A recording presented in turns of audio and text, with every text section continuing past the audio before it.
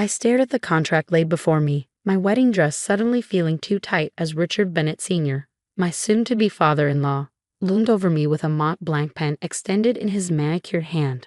"Sign it, Miss Jiang," he said, his voice dripping with the same condescension I'd endured since his son first brought me home.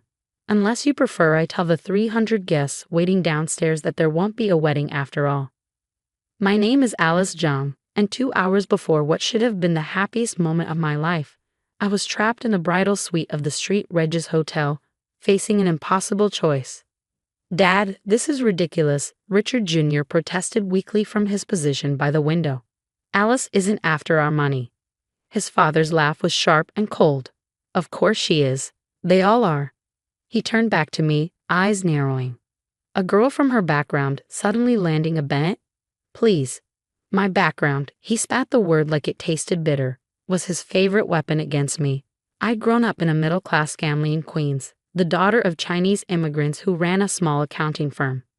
I'd worked my way through Columbia on scholarships and part-time jobs, graduating with honors in finance. But to Richard Sr., I would always be beneath them.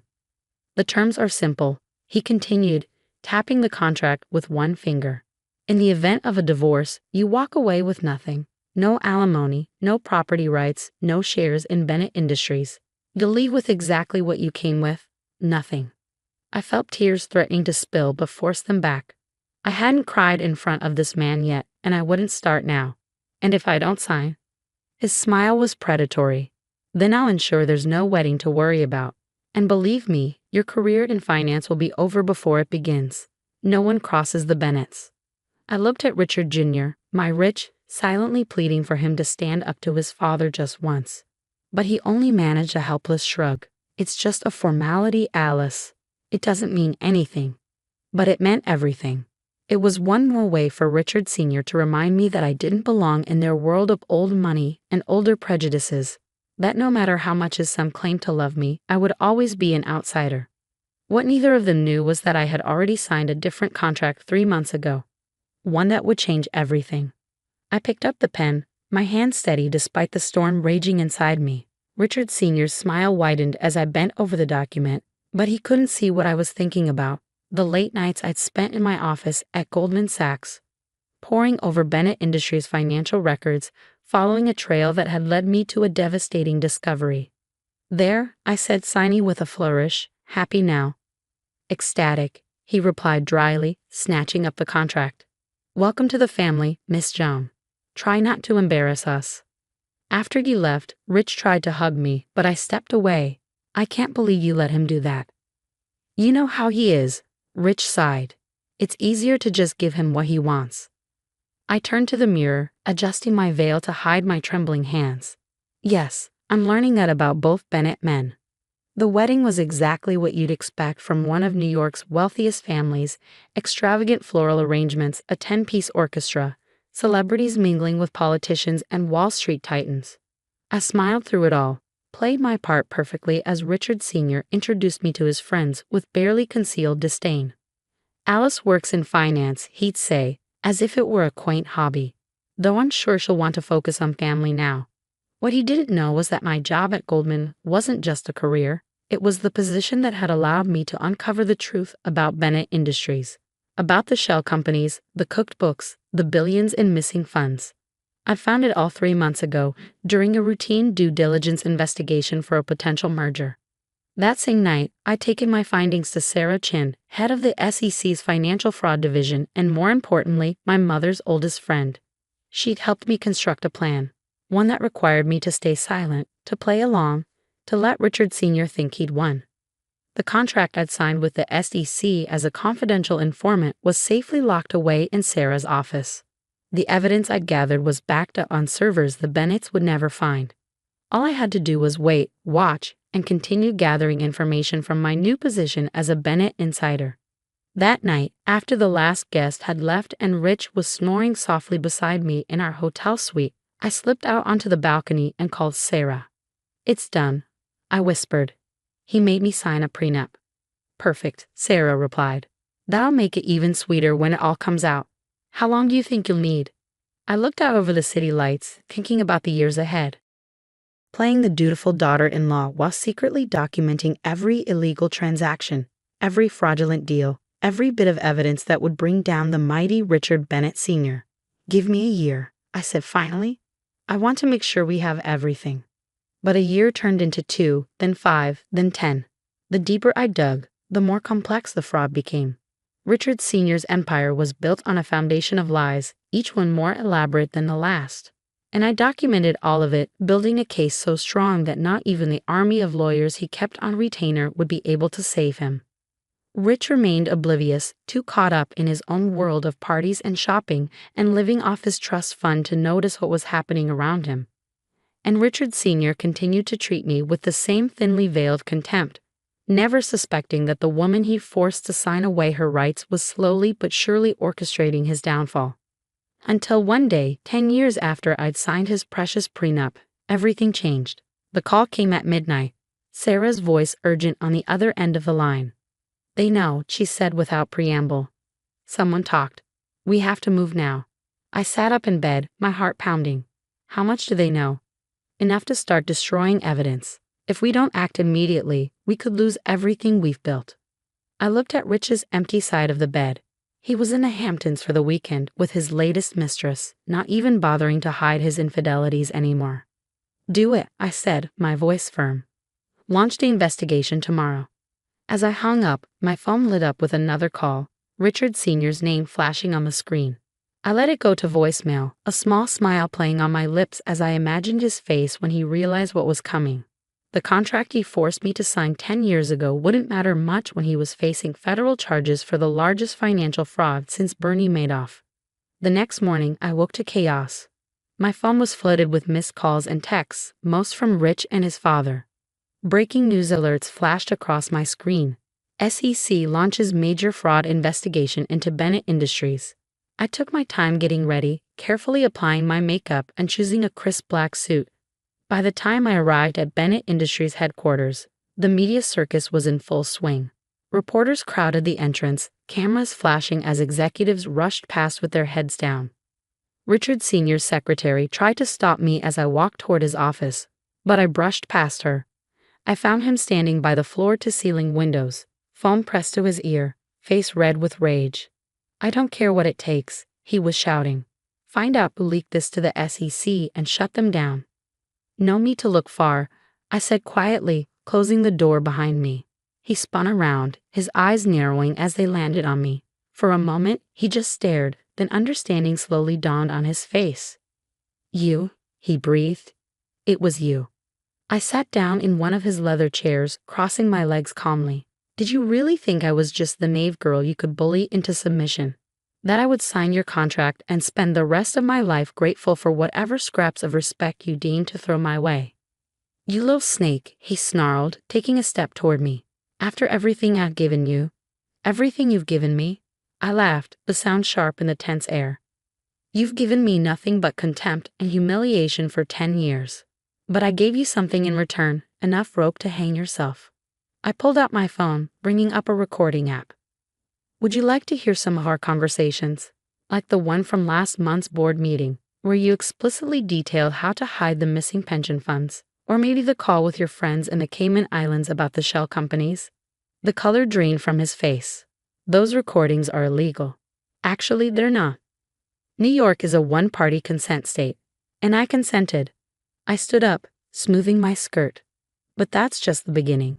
10 years is a long time to gather evidence, Richard. I have everything.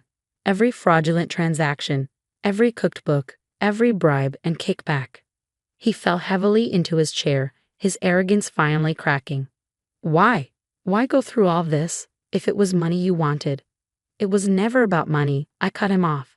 "It was about justice, about showing you that the girl from Queens you looked down on was smarter than you ever imagined." Just then, the door burst open.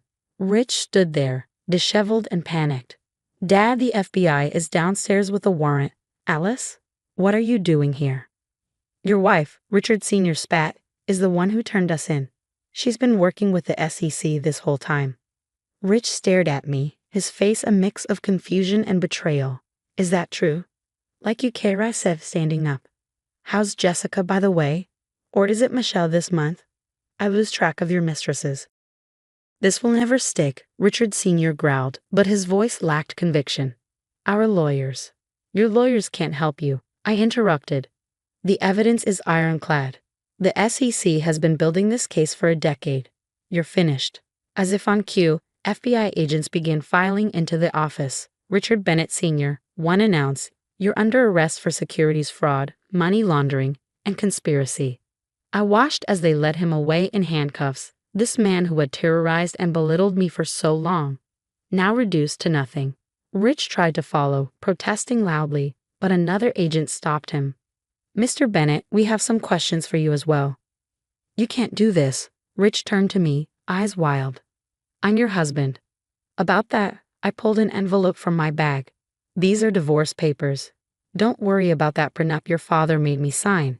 It won't hold up in court when both parties are involved in federal crimes. The next few hours were a blur of federal agents, lawyers, and reporters.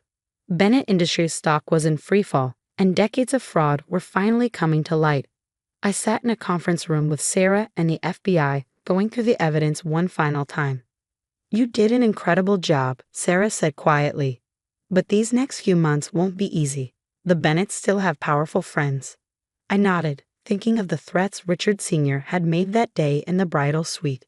I'm not afraid anymore. They can't hurt me now. Later that evening, as I packed up my office, my phone rang. It was my mother. Are you okay? She asked in Mandarin. We're seeing everything on the news. I'm fine, Mom, I replied, looking out at the city lights. Better than fine, actually. It's finally over. Your father and I were so worried when you married into that family, she said softly. We knew how they treated you, but you insisted you had a plan. I did. I smiled, thinking of the long road that had led to this moment. And it worked. When I got home that night, I went straight to my home office. In the back of my safe, behind years of collected evidence, was a small box. Inside was the contract Richard Sr. had forced me to sign on my wedding day. I kept it all these years, a reminder of why I was fighting. I held it up to the light, reading his smug additions one last time. In the event of dissolution of marriage, Alice John forfeits all rights to Bennett family assets. I tossed it into the shredder, watching as the paper that had symbolized my submission was reduced to confetti. The weeks following the arrest were a media frenzy. Bennett Empire Series Wall Street Dynasty brought down by daughter-in-law screamed the headlines. News vans camped outside my apartment, reporters calling day and night for interviews. I gave only one, to a journalist who had covered financial fraud for decades. Why did you wait 10 years? She asked, her recorder placed carefully between us. Because I wanted to be thorough, I replied. The Bennetts had hurt a lot of people, employees whose pensions disappeared, investors who lost everything. They deserved more than just the slap on the wrist. They deserved to lose everything just like their victims did. The investigation revealed the true scope of the Bennett's crimes. Over $3 billion had been stolen through various schemes. Richard Sr. had been running a Ponzi scheme that made Bernie Madoff look amateur, using new investments to pay off old ones while siphoning billions into offshore accounts. Rich, it turned out, wasn't as ignorant as he pretended to be.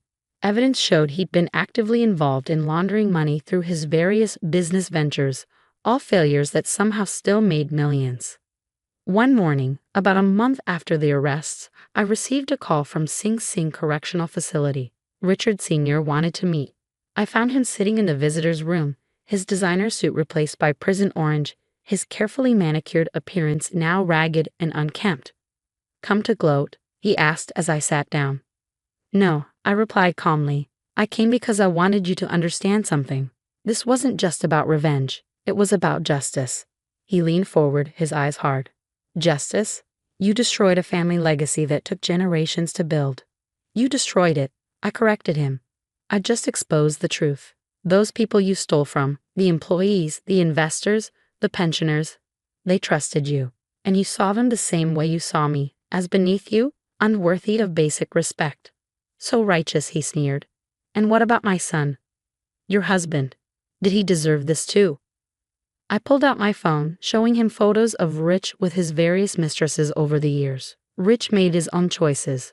He chose to follow in your footsteps, to believe he was above the law. Now he can face the consequences, just like you. As I stood to leave, he called after me. You know what's funny? If I hadn't made you sign that prenup, if I'd welcomed you into the family, none of this would have happened. I turned back, smiling slightly. That's where you're wrong. I was investigating Bennett Industries before I even met Rich. That's why I took the job at Goldman, to get closer to your company's records. Meeting your son, having him fall for me, that was just luck. The look on his face, the realization that his own prejudice and arrogance had been his undoing, was something I'd remember forever. The divorce proceedings were swift, given that both Rich and his father were facing lengthy prison sentences. The prenup was thrown out, and as one of the key witnesses who had helped bring down the fraud, I was entitled to a percentage of any recovered funds as a whistleblower reward. But I didn't want their money. Instead, I worked with the federal prosecutors to establish a restitution fund for Bennett Industries victims. The offshore accounts Richard Sr. had hidden were seized, the assets liquidated to repay the people they'd stolen from. Sarah called me one evening as I was packing up my apartment. I decided to leave New York to start fresh somewhere new. The judge just handed down the sentences, she said. Richard Sr. got 25 years. Rich got 15.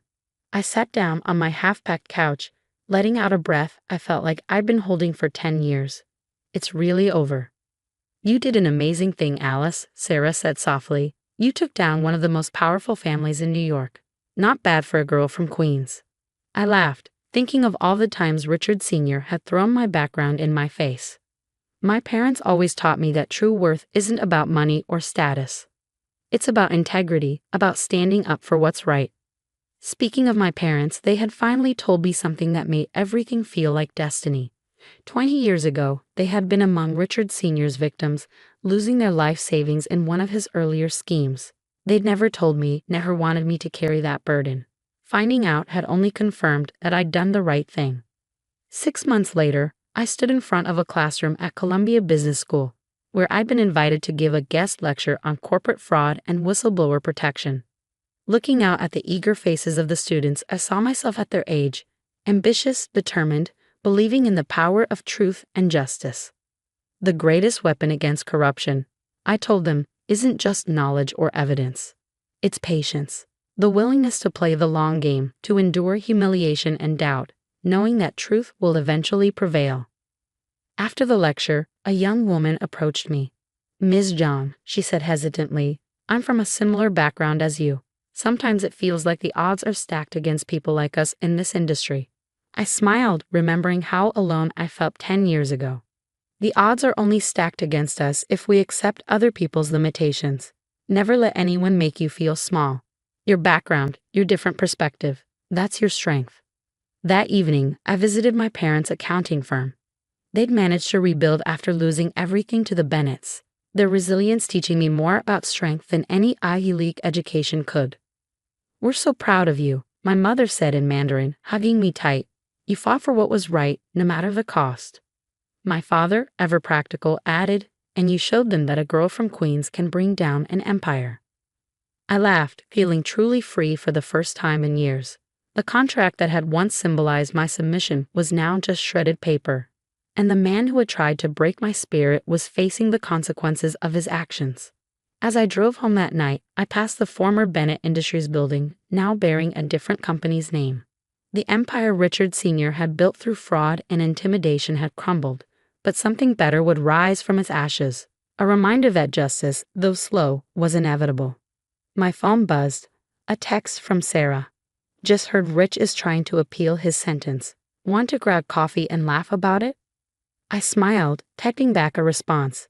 The Bennetts have thought their money and status made them untouchable. They never imagined that the woman they'd looked down on would be their undoing. But that's the thing about prejudice and arrogance. It blinds you to the strength of those you underestimate. And in the end, that was Richard Sr.'s greatest mistake. He never saw me coming.